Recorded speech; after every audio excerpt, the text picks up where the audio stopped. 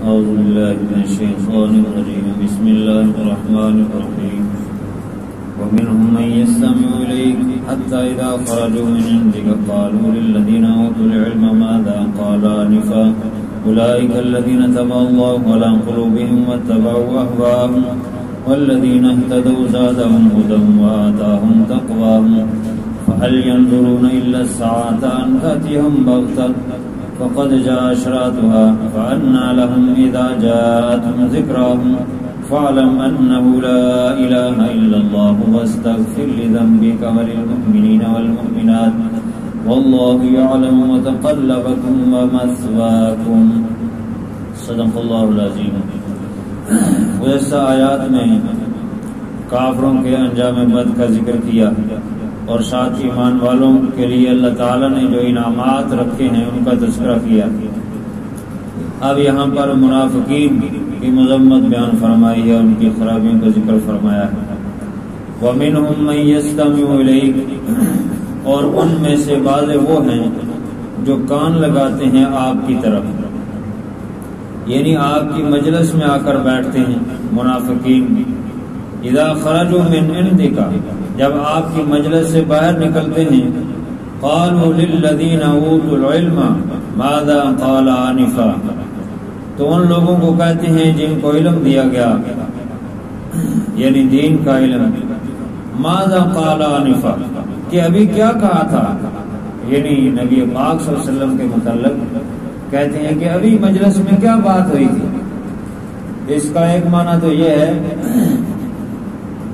کہ وہ توجہ ہی نہیں کرتے، بات کو سنتے ہی نہیں، اس لیے بعد میں پوچھتے ہیں کہ کیا کہا تھا.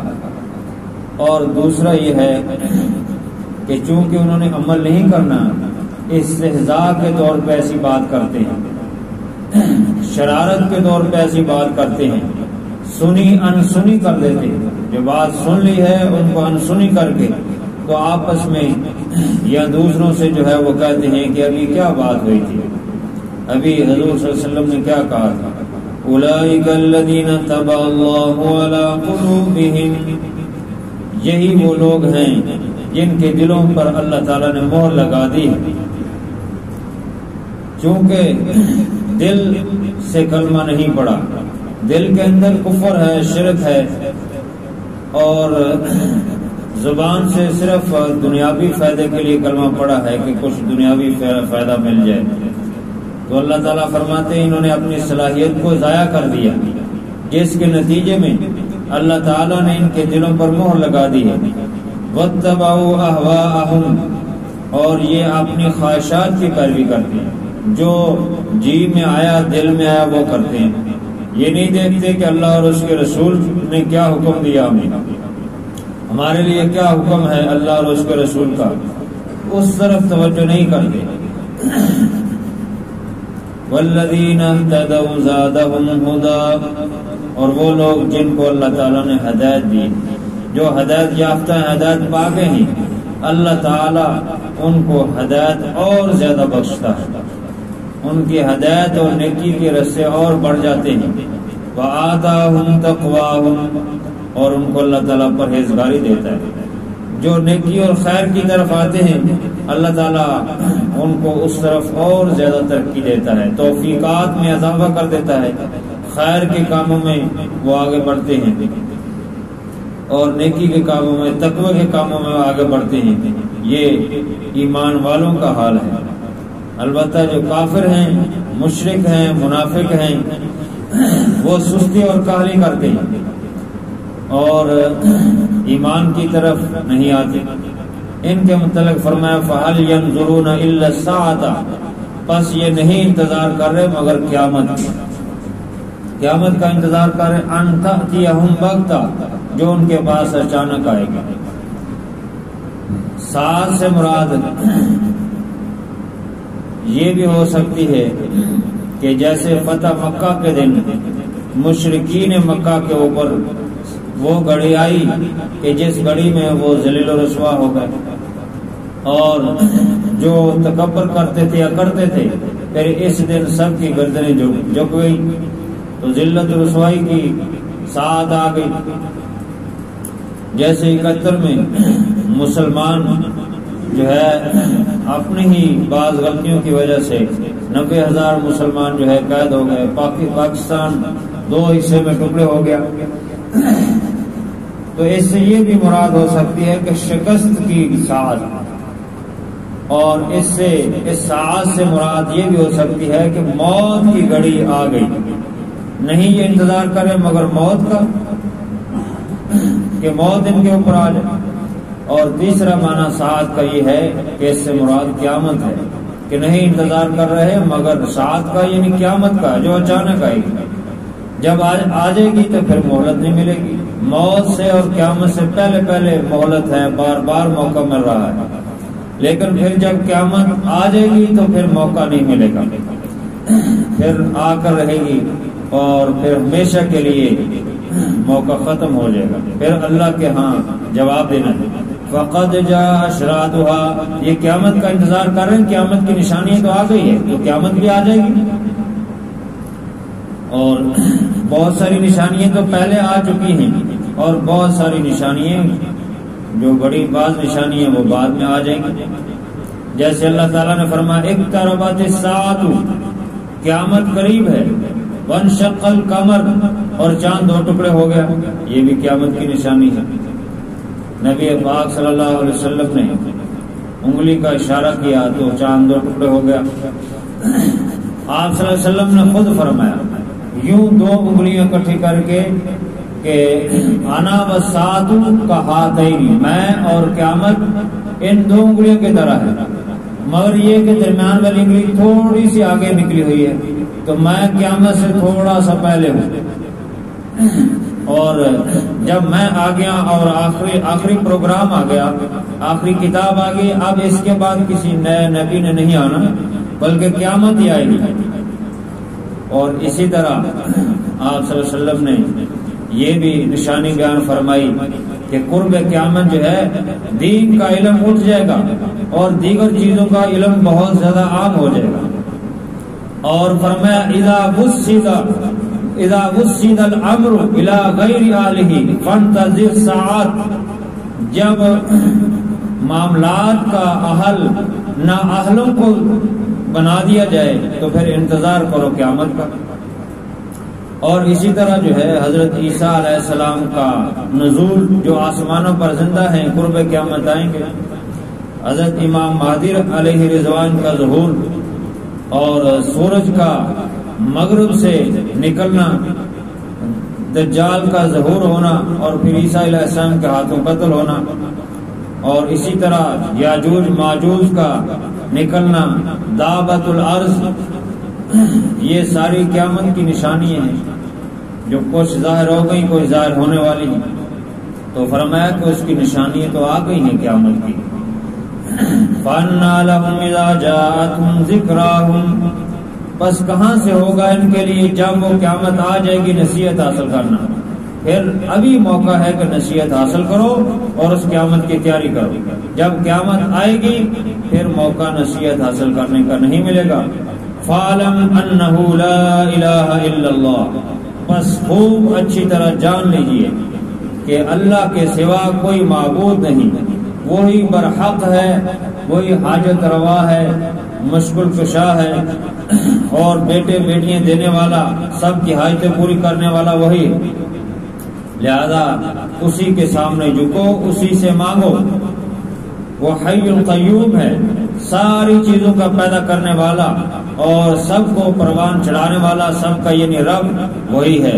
تو پھر الہ اور معبود بھی وہی ہے، پھر عبادت کے لائق بھی وہی ہے. جب ساری صفات اسی کی ہیں تو عبادت کے لائق بھی وہی ہے. آپ صلی اللہ علیہ وسلم نے فرمایا کہ جس نے یہ یقین کر لیا تو فرمایا کہ انہ لا الہ الا اللہ دخل الجنہ، یعنی جس نے یقین کر لیا کہ اللہ کے سوا کوئی معبود نہیں، اس یقین کے ساتھ پڑھا تو فرمایا وہ جنت میں داخل ہو جائے گا. آخری دم تک جس کو یہ یقین رہا اور اسی حالت میں دنیا سے گیا، اس کلمے کی یہ برکت ہے کہ اللہ تعالی جنت میں داخل فرمائیں گے. حضرت مولانا عبید اللہ سندھی رحمہ اللہ فرماتے ہیں شیطان نے کہا کہ دو چیزوں نے مجھے بہت ذلیل کیا ہے، ان میں سے ایک یہ ہے کہ اہلکونی لا الہ الا اللہ، مجھے ہلاک کر دیا ہے لا الہ الا اللہ نے۔ جب لوگ لا الہ الا اللہ یقین سے پڑھتے ہیں تو شیطان کو بہت تکلیف ہوئی، وہ ہلاکت میں پڑتا ہے، ذلیل و رسوا ہوتا ہے، اپنے سر پر خاک ڈالتا ہے کہ میں نے تو اس کو گمراہ کرنے کی کوشش کی اور اس نے لا الہ الا اللہ پڑھ لیا اور یقین کے ساتھ پڑھ لیا۔ اور دوسری چیز یہ ہے کہ جب بندہ استغفار کرتا ہے، اپنے رب کے سامنے معافی مانگتا ہے، بخشش کرتا ہے، تو اللہ تعالیٰ اس کو معاف کر دیتے ہیں۔ تو شیطان کہتا ہے کہ دیکھو میں نے اتنی زیادہ عبادت کی لیکن پھر بھی چونکہ اس نے تکبر کیا تھا اس کو معافی نہ ملی۔ اور یہ بندہ ہے کہ گناہ بھی کرتا ہے لیکن اللہ سے معافی مانگ لی، اللہ نے اس کو معاف کر دیا، تو وہ ہلاکت میں پڑتا ہے، ذلیل رسوا ہوتا ہے۔ اس لیے فرمایا واستغفر لذنبک، بخشش مانگی اپنے گناہوں کی، اپنے ذنب کی، وللمؤمنین والمؤمنات، مومن مردوں اور مومن عورتوں کے لیے بھی بخشش مانگو۔